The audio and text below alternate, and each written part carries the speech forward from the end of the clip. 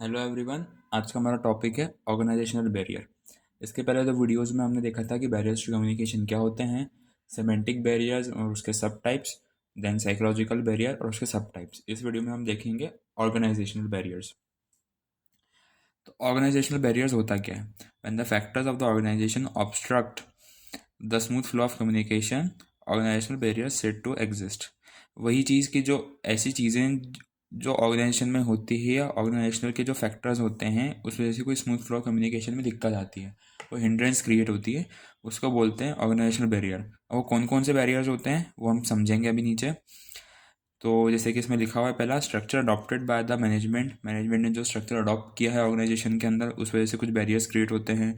उनकी policies, rules, regulation, working environment, may be the जो कि जैसे कि जो पेमेंट कर रहे हैं वो एम्प्लॉयज़ को वो कम कर रहे हैं। तो ये सब चीज़ें आती है ऑर्गेनाइजेशनल बैरियर के अंदर। इसका पहला पॉइंट है ऑर्गेनाइजेशनल पॉलिसीज।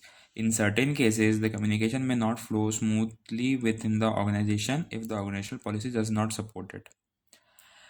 ऑर्गेनाइजेशन ऑर्गेनाइजेशन के अंदर कम्युनिकेशन स्मूथली फ्लो होगा ही नहीं अगर उसकी पॉलिसीज़ जो हैं वो अच्छी नहीं हैं, या फिर अपन बोल सकते हैं या जो मैनेजर्स हैं उन्हें जो पॉलिसीज़ बनाई हैं या जो सीईओ ने पॉलिसीज़ बनाई है वो मैनेजर उनकी उनके एम्प्लॉयज़ को पसंद नहीं है, उनको सपोर्ट नहीं करती है किसी वे में, तो वहाँ पे अच्छे से कम्युनिकेशन हो ही नहीं सकता। The interaction among the members of the organisation में रेस्ट्रिक्टेड थ्रू एक्सप्लिसिट और इम्प्लिसिट पॉलिसीज़। एक्सप्लिसिट और इम्प्लिसिट का मतलब मैं आपको इस तरह समझाऊंगा कि पर्सनल एग्जांपल लेके समझो, आप लोग सब लोग कनेक्ट कर पाओगे। फॉर एग्जांपल, आपको कहीं बाहर जाना है और आप लेट आओगे रात को।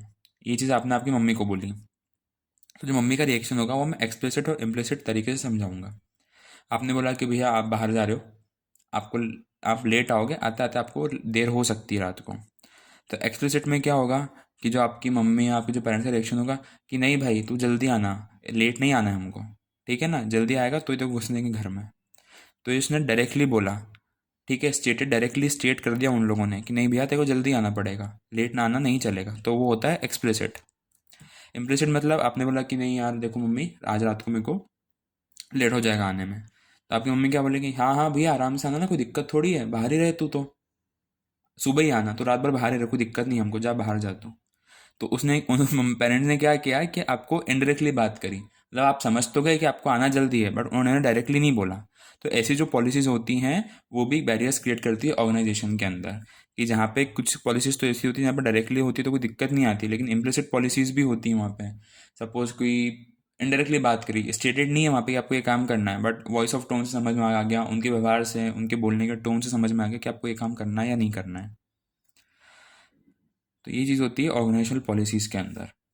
फिर आता है रूल्स एंड रेगुलेशन। अगर ऑर्गेनाइजेशन के रूल्स एंड रेगुलेशन जो बनाए हैं टॉप लेवल मैनेजमेंट ने वो बहुत ज़्यादा रेस्ट्रिक्शंस वाले हैं, बहुत ज़्यादा कड़क हैं, स्ट्रिक्ट हैं, तो वो चीज़ नहीं चलती, वो फिर दिक्कत आती है कम्युनिकेशन प्रोसेस के अंदर।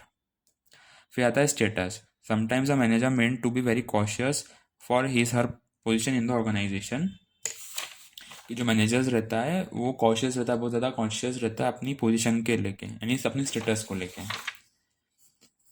This may lead to creation of a psychological distance between him and his subordinates. वो सोचेगा कि भैया मैं तो अपर लेवल पे हूँ इन, और उसके अंडर में जो काम करे लोअर लेवल पे है।